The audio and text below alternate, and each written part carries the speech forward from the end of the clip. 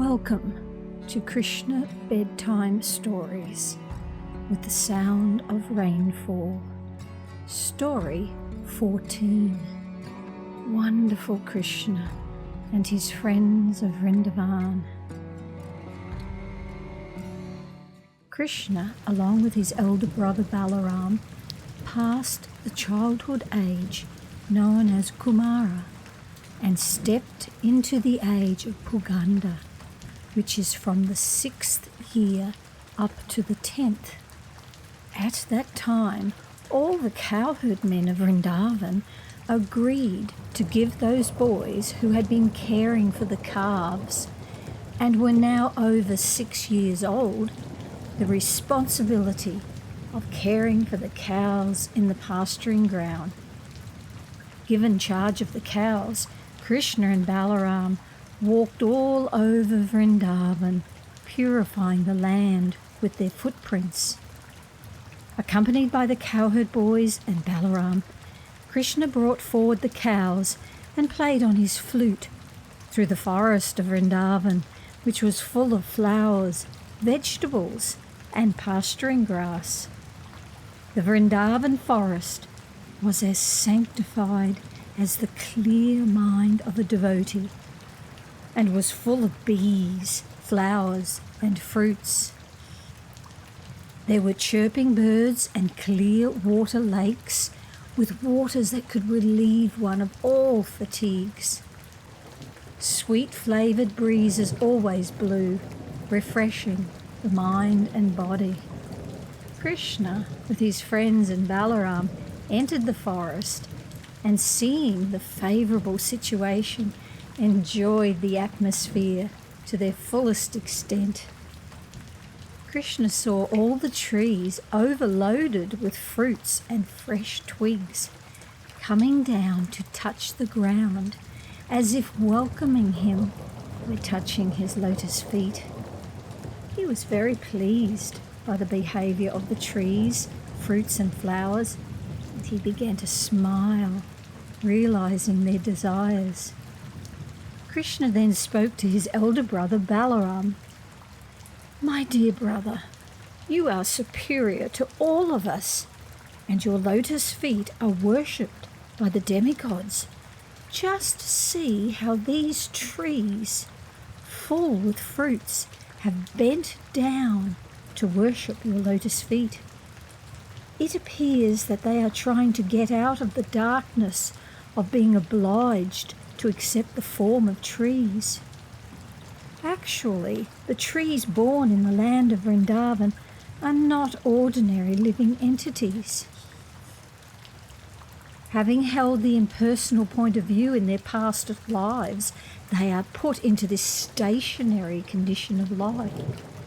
But now they have the opportunity of seeing you in Vrindavan, and they are praying for further advancement in spiritual life through your personal association.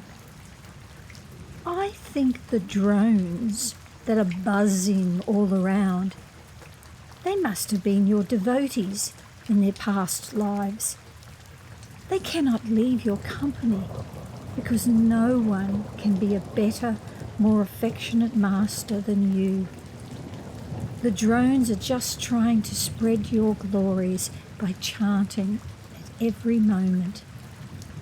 I think some of them must be great sages, devotees of your lordship, and they are disguising themselves in the form of drones because they are unable to give up your company even for a moment.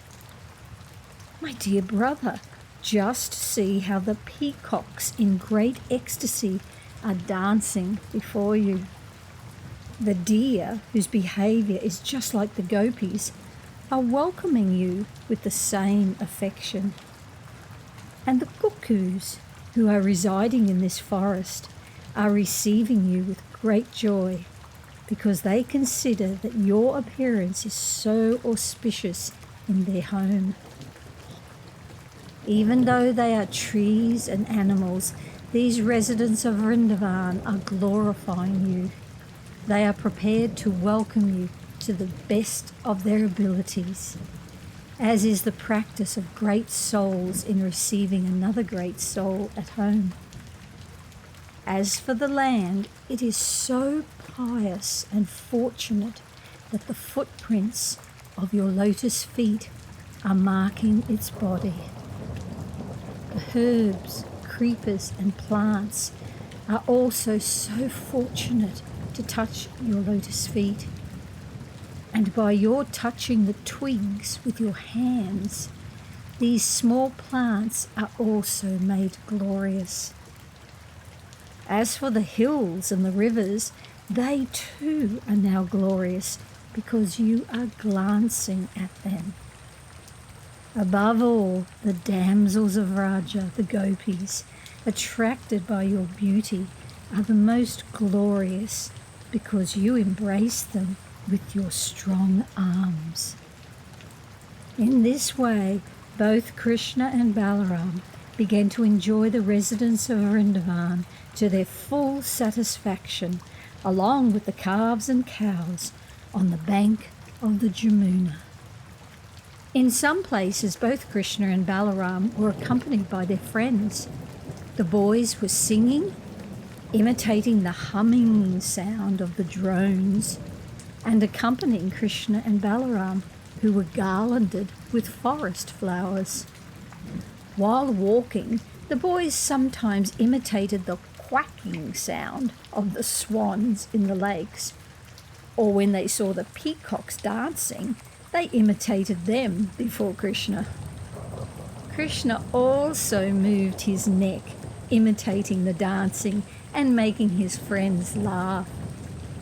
The cows taken care of by Krishna had different names, and Krishna would call them with love. After hearing Krishna calling, the cows would immediately respond by mooing, and the boys would enjoy this exchange to their heart's content. Sometimes they would see the weaker animals fleeing out of fear of the sounds of tigers and lions. The boys, along with Krishna and Balaram, would imitate the animals and run away with them. When they felt some fatigue, they would sit down, and Balaram would put his head on the lap of one of the boys just to take rest. And Krishna would immediately come and begin massaging the legs of Balaram. And sometimes he would take a palm fan and fan the body of Balaram, causing a pleasing breeze to relieve him of his fatigue. Other boys would sometimes dance or sing while Balaram took rest. And sometimes they would wrestle amongst themselves or jump. When the boys were thus engaged, Krishna would immediately join them, and catching their hands, he would enjoy their company and laugh and praise their activities. Now, when Krishna would feel tired and fatigued, he would sometimes take shelter of the root of a big tree or the lap of a cowherd boy and lie down. When he would lie down, some of the boys would come and massage his legs, and some would fan his body with a fan made from leaves. Some of the more talented boys would sing in very sweet voices to please him. Thus, very soon, his fatigue would go away. Sweet dreams of wonderful, wonderful Krishna and wonderful, wonderful Balaram and all their friends in Vrindavan.